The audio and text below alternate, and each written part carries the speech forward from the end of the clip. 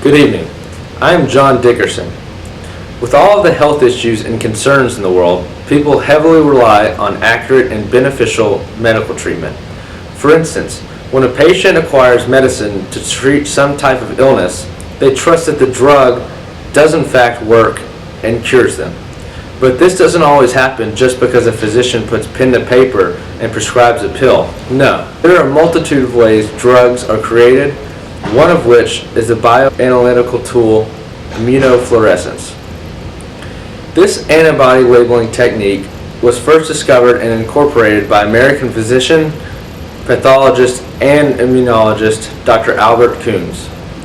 While getting the opportunity to take a trip back in time and converse with Dr. Kuhns, I learned the methodological purposes, background theory, and the strength and weaknesses of the technique. Ladies and gentlemen, this is the shortened version of 60 minutes.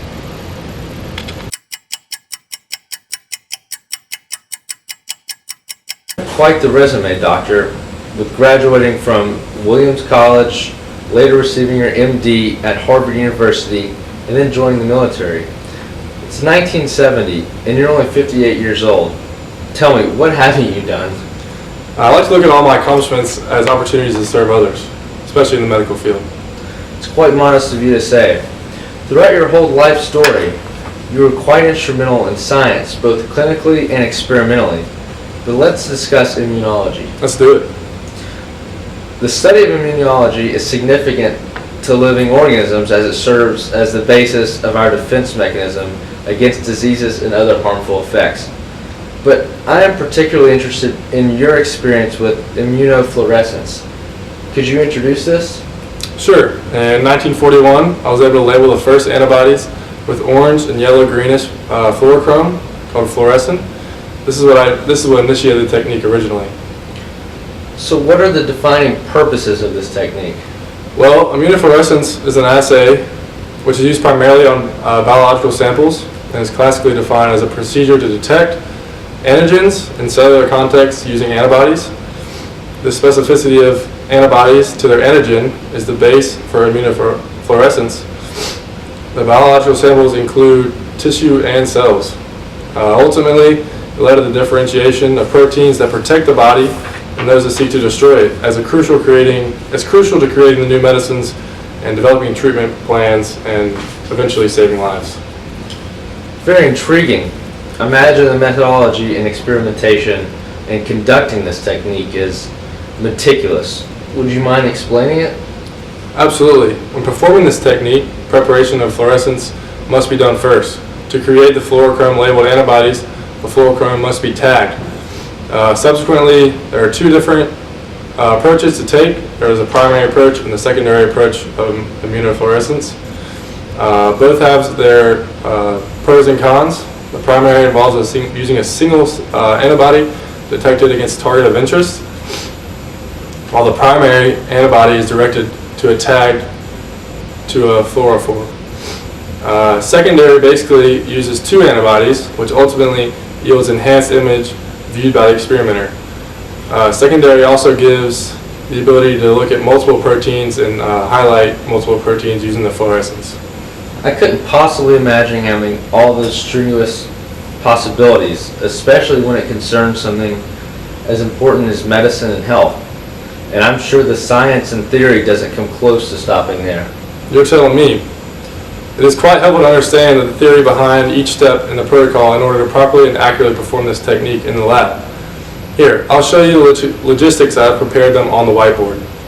I would very much so enjoy to see that. So we'll start by going over primary immunofluorescence. So as I mentioned earlier, this approach uses a fluorophore tagged antibody, also called the primary antibody. This is injected into a group of cells or a group of tissue that we're trying to find our target protein in. So what you do is tag this primary antibody here, as drawn, with the purple fluorophore, which illuminates under your fluorescent microscope at a certain wavelength. This antibody comes in, attaches to your protein of interest, or the antigen, at the epitope, and once it's attached to the antigen, then you can use your microscope once again to determine where your antigens are at a certain wavelength of light that lights up the fluorophore. So as I mentioned earlier, with secondary immunofluorescence, we can stain for more than one protein at a time. The way this works is you have your primary antibody, like mentioned before, in primary immunofluorescence. This is going to come in and attach to your antigen of interest, or your protein of interest. And the main part about this is you're going to have secondary antibodies come in. And this allows for multiple, since you don't have a fluorophore tag on this primary antibody, it allows for the secondary antibody to come in. As you can see, multiple secondary antibodies can attach to one primary antibody.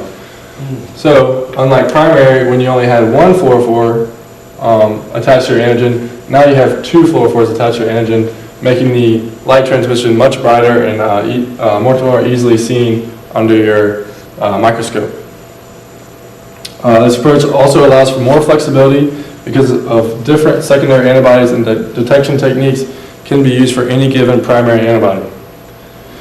This protocol is possible because the antibody consists of two parts: a variable region, which recognizes the antigen, and a constant region, which makes up the structure of the antibody molecule. Wow, that's fascinating. But let's travel back to the interview to discuss the strengths and the weaknesses of this technique.